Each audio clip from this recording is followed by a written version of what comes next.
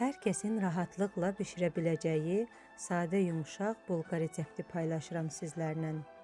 Resepti aşağı bölməsində qeyd edəcəm. Oradan baxıb bişirə bilərsiniz. Bişirən hər kəsə nuş olsun. Fikirlərinizi mənimlə bölüşməyi unutmayın. Sağ olun.